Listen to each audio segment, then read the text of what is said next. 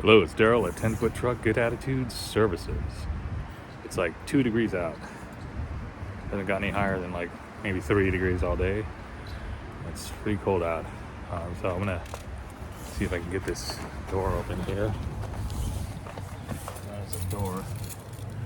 Truck. Probably the lock, I would assume, is. Let's see. I need to get the WD-40. Oh, they open. Now let's see if the door. Last time the door was frozen about this time of year. Yep, it's frozen.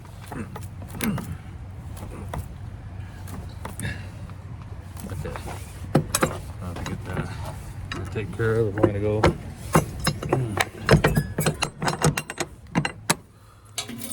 That is cold. Block anyway.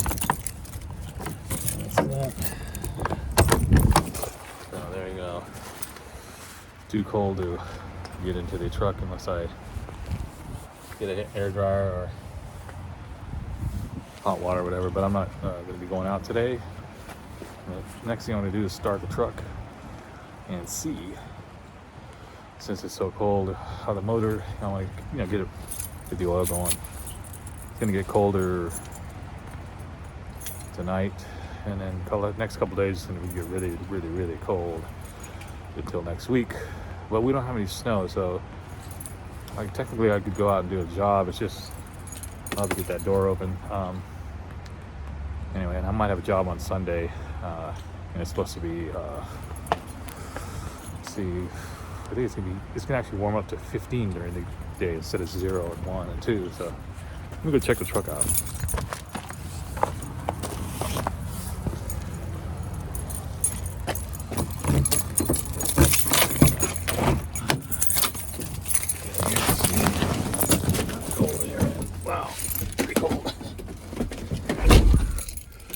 Super cold. Oh man. Okay, let's try it out. I'm gonna warm this truck up just to see, because the battery sometimes when it gets this cold. Oh man, zip up this. Sometimes it gets this cold, the battery it takes a toll on the battery. I had my car this morning.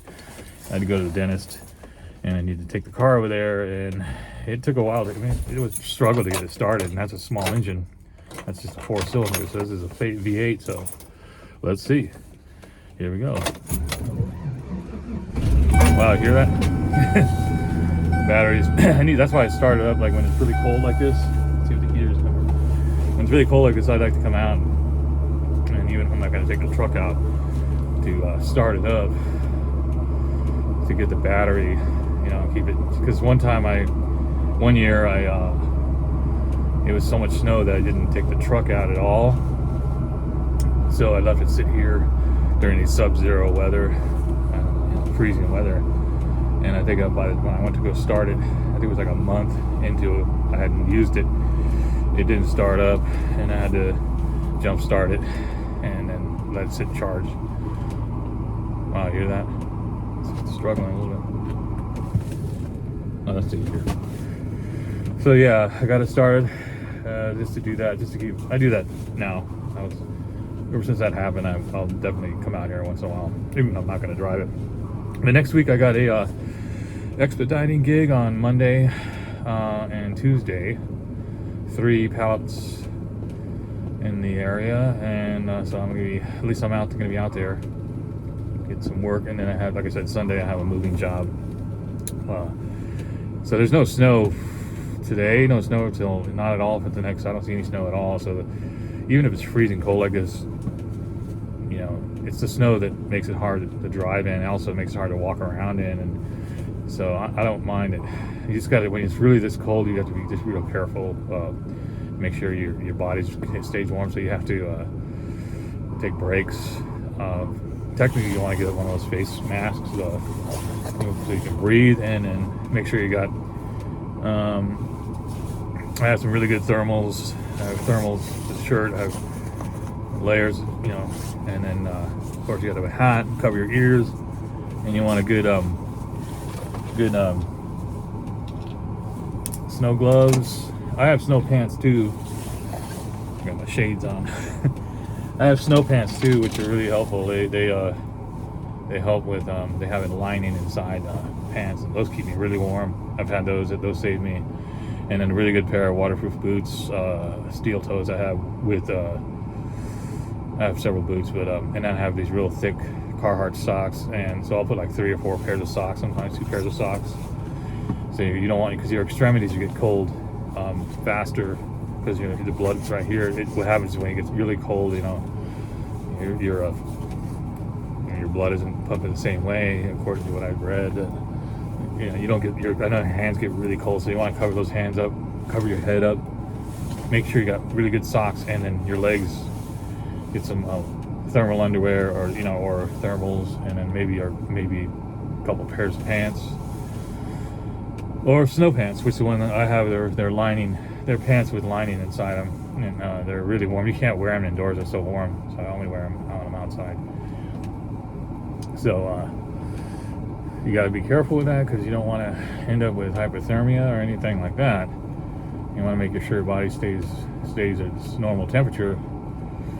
So I try to avoid working in the really, really cold weather like this. But if I can do it really in just short, small jobs that don't take a lot of energy, and I can have can go, and I'm not outside the whole time, where I can keep warm. It's always good to do that. But here, I want to see how the heater works in here. That's one thing. I want to make sure the heater's working. Wow, see my breath even in here. I don't know what to do. I haven't looked at it. Last time I looked at the temperature, it was 2 degrees outside. So that's below freezing. And you can feel it on your face. It's just like, I say maybe if you're outside working, if you have to go out and work outside, I'd say get one of those ski masks, the full face mask. Keep your face warm, and then maybe I like those things. Those things you pull up on your face, so that you're not breathing in the cold air. Because when you're breathing the cold air, it almost constricts it feels like it's burning. Your nose is burning. It's very hard to breathe in this kind of weather. So I'm gonna get one of those things that pulls up on your face.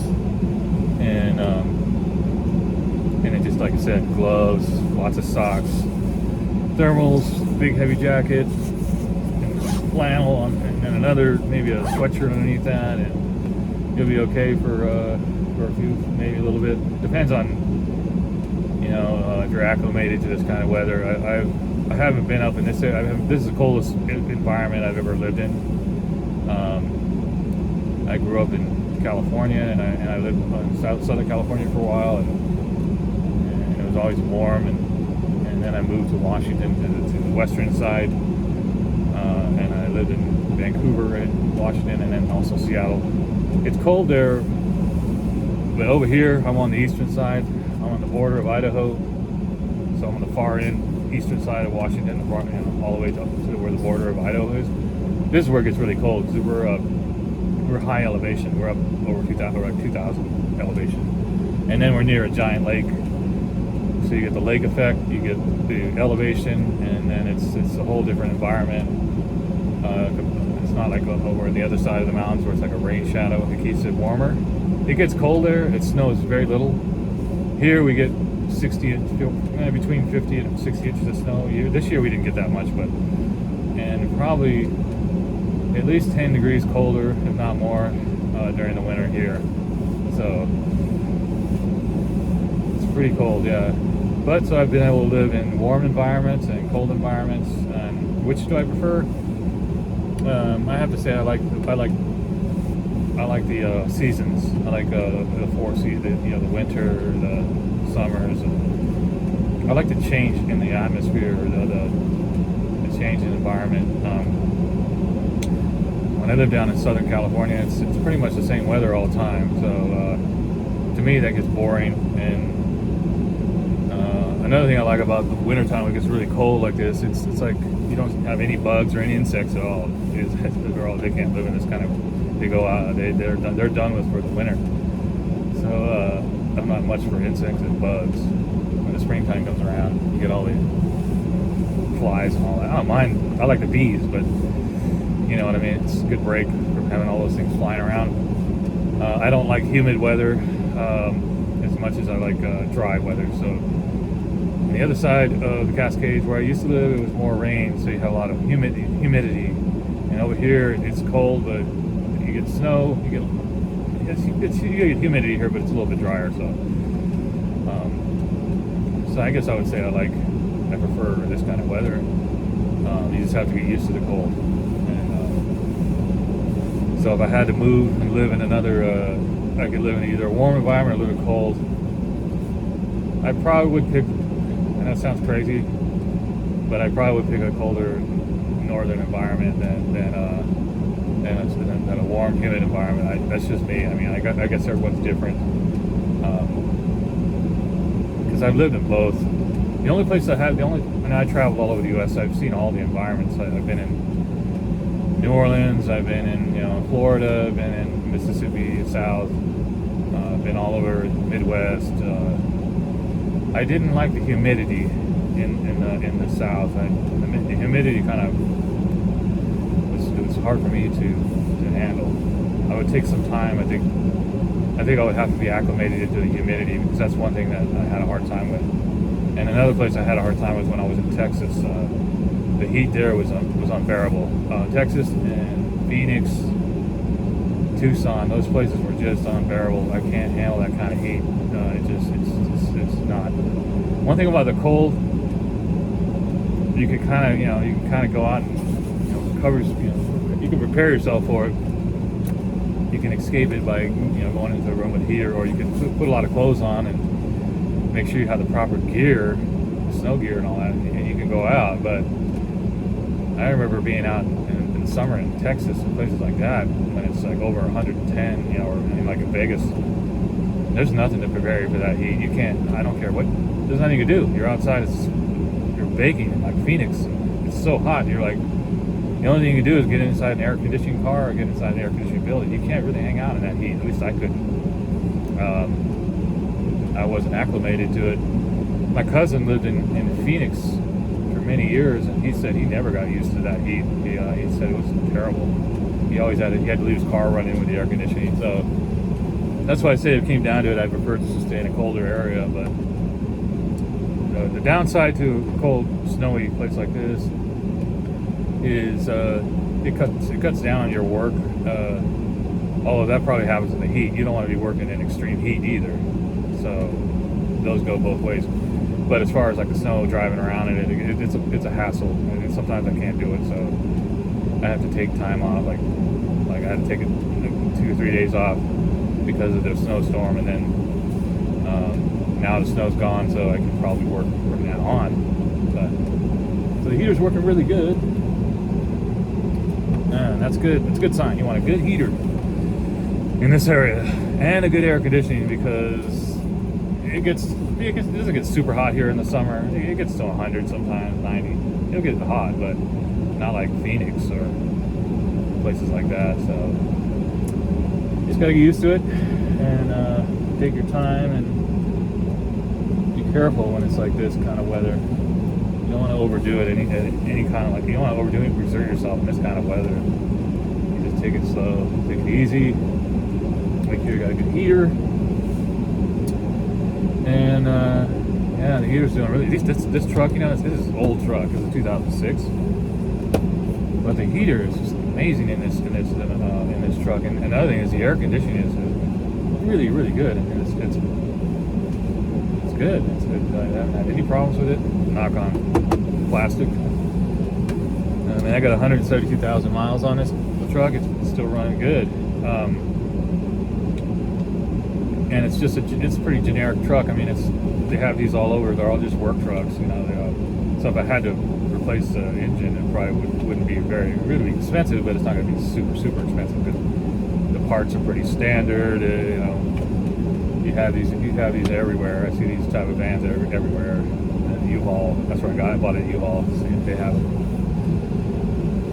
The heater's working good. I think I'm gonna let it run a little bit longer. Kind of let it warm up, let the oil.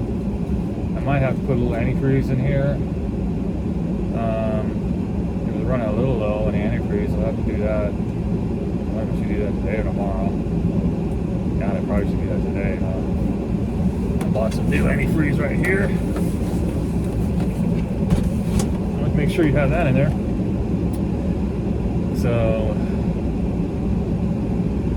yeah, because you don't want to be in this kind of cold environment without the proper antifreeze. Not good on your motor. I mean, it's not. Last year it got down to, I think it was, I don't know, it was 20 below, or the pipes froze in the house. I had to go because they had the guys who installed the house, the plumbing. They didn't, for some reason, they didn't put insulation on the pipes. So I had to go down there and do that because they froze last year. But it got down to I think at night almost. I know they were saying -30, or it was -15 or -20 at night. So it's not going to get that cold tonight. It may get down to -7. So I don't think they'll freeze. That's not cold enough. But I'm starting to feel comfortable in here now. I like this heater, I'll tell you that. Yeah, if the power went out and it's in the house. Well, now the house is really insulated, so I never have a problem in there. It's always warm no matter what. Got really good insulation. But if you need to get warm up and the power was out, you can come in here and turn this thing on and run it. That's another thing when you're out in the cold. You don't want to. I don't like to go too far out on these jobs, and I always make sure I have my AAA card and ways to get out of the cold and carry. I have blankets. Since I'm a mover, I have a bunch of moving blankets. You always want some kind of blankets, hand warmers, stuff that you need just in case, maybe snacks and stuff in case you're sitting around waiting for the guy if you have your problems in the car. And then also have what I have on my phone is Uber and Lyft, or I think Lyft. So if I was stranded, I could just get in a cab, have access to service to get to a place that's warm. And so I don't want to be too far out in the middle of nowhere when it's like this kind of weather, because I can't imagine being stuck in the middle of nowhere in a freezing cold like this and having to walk. So you want to be kind of close to a metropolitan area. You got to go a little far out, but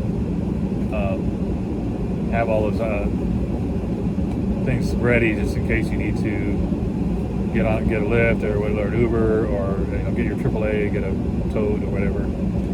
Sometimes they take a little longer, so you might have to wait on that. Hand warmers and blankets, things to keep you warm, and maybe some snacks and stuff, and so forth. So always be prepared in the winter. Anytime, but be prepared for what can happen and maintain your vehicle. Still a little bit cold here, but I think I'm gonna let it run. I'm gonna shut this video off. I'm gonna let it run a little bit, go in the house, and kind of let it run, and then I think I might check the levels of the antifreeze in here, and I already checked the oil levels. The oils are fine. So I gotta check those levels.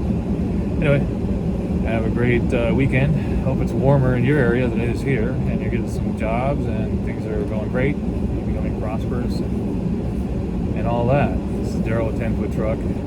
Good Attitudes Services. Signing out.